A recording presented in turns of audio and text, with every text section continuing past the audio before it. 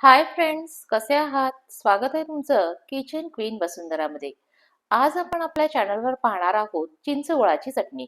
पाणीपुरी, चाट, दहीवडा अशा प्रकारच्या पदार्थांवर आपण वरून चिंच आणि गुळाची चटणी जी आहे ती वापरतो. तर अशी ही घरच्याच साहित्यात अगदी मोजक्या साहित्यात बनणारी चिंचगुळाची चटणी कशी बनवायची हे जाणून घेण्यासाठी व्हिडिओ आहे तो शेवटपर्यंत पहा आणि चॅनलवर नवीन असाल तर चॅनलला सबस्क्राईब करा. त्याचबरोबर शेजारच्या बेल आयकॉनवर क्लिक करायला देखील विसरू नका, जेणेकरून इथून पुढच्या सर्व रेसिपीचे नोटिफिकेशन तुम्हाला लगेचच मिळून जातील. तर आता फार वेळ न घालवता प्रत्यक्ष कृतीला सुरुवात करूयात. चिंचगुळाची चटणी बनवण्यासाठी सुरुवातीला मी 1 वाटी होईल इतका चिंचेचा कोळ घेतलेला आहे. अर्धी मूठ होईल इतकी चिंच मी 2 तासासाठी म्हणून भिजत घातली होती. 2 वाटी पाण्यामध्ये आपल्याला ही चिंच भिजत ठेवायची आहे. 2 तासानंतर त्याचा पूर्ण अर्क जो आहे तो काढून घ्यायचा. पूर्ण पल्प जो आहे तो आपल्याला एका गाळणीमधून गाळून घ्यायचा आहे. यानंतर आता आपल्याला यामध्ये गूळ ऍड करायचा आहे. पाणी घेताना मी याच्यामध्ये 2 वाटी होईल इतकं पाणी घेतलं होतं, तर त्याच वाटीनं आपल्याला 1 वाटी होईल इतका गूळ ऍड करायचा आहे. चिंच जी होती ती थोडीशी आंबट होती, त्यामुळे गुळाचं प्रमाण जे आहे ते मी 2 वाटीला 1 वाटी असं ठेवलेलं आहे. यानंतर आपल्याला त्यामध्ये चवीनुसार म्हणून मीठ ऍड करायचं आहे. मीठ ऍड केलेलं आहे, गूळ ऍड केलेला आहे. आता आपल्याला हे जे आहे मिश्रण त्याला चांगली उकळी आणायची आहे. मिश्रणाला चांगली उकळी येईपर्यंत एका वाटीमध्ये मी 1 टेबलस्पून होईल इतका कॉर्नफ्लोअर घेतलेला आहे आणि त्यामध्ये आपल्याला 2 टेबलस्पून होईल इतकं पाणी ऍड करायचं आहे. कॉर्नफ्लोअर या पाण्यामध्ये व्यवस्थित असं मिक्स करून घ्यायचं आहे. त्याच्यामध्ये कोणत्याही प्रकारच्या गुठळ्या राहता कामा नयेत. कॉर्नफ्लोअर ऍड केल्यामुळं आपल्या चटणीला थोडासा दाटसरपणा येण्यासाठी म्हणून मदत होणार आहे.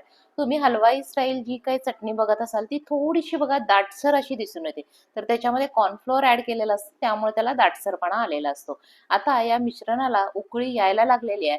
त्यातला गूळ जो आहे तो पूर्ण आपल्याला मेल्ट होऊ द्यायचा आहे. गूळ जो आहे तो चिंचेच्या कोळमध्ये पूर्णपणे मिक्स झालेला आहे. यानंतर आपल्याला यामध्ये अर्धा टेबलस्पून होईल इतकी कलरसाठीची लाल मिरची पावडर ऍड करायची आहे. त्याचबरोबर अर्धा टेबलस्पून होईल इतकी धने जिरे पावडर देखील ऍड करायची आहे. आता हे सगळं आपण छान असं मिक्स करून घेऊया. याला उकळी येते. याला उकळी येत असतानाच आपण याच्यामध्ये कॉर्नफ्लोअर आणि पाणी ऍड करून जे काही आपण मिश्रण तयार केलं होतं तर ते ऍड करणार आहोत. तर हे मिश्रण जे आहे ते परत एकदा ढवळून घेते. कॉर्नफ्लोअर जो आहे तो काही वेळेला खाली बसलेला असतो, त्यामुळे व्यवस्थित मिक्स करून घेतलं आणि उकळी आल्यानंतरच आपल्याला हे कॉर्नफ्लोअर जे आहे ते त्या चटणीमध्ये ऍड करायचं आहे. सगळं व्यवस्थित मिक्स करून घेतेय. त्याला उकळी येताना दिसतंय. गॅसची फ्लेम जी आहे ती मी मंदच ठेवलेली आहे. मंद आचेवरच त्याला 2 ते 3 मिनिटासाठी चांगलं असं उकळू द्यायचं आहे.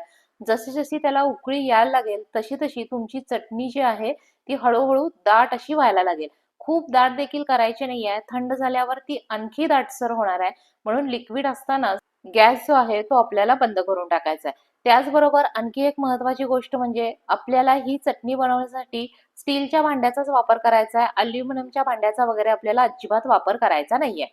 चटणी पूर्णपणे थंड झाल्यानंतर एका काचेच्या बाउलमध्ये आपण ती काढून घेऊ आणि त्यानंतर ती आपण फ्रीजमध्ये ठेवू. तर अशा प्रकारे आपली ही चिंचगुळाची चटणी जी आहे ती खाण्यासाठी म्हणून रेडी झालेली आहे. तर ही होती आपली आजची चिंचगुळाची चटणी बनवण्याची रेसिपी. रेसिपी आवडली असेल तर व्हिडिओला लाईक करा, शेअर करा. चॅनलवर नवीन असाल तर चॅनलला सबस्क्राईब करा. रेसिपी शेवटपर्यंत पाहिल्याबद्दल धन्यवाद. लवकरच भेटूया नवीन रेसिपीसह. तोपर्यंत बाय बाय.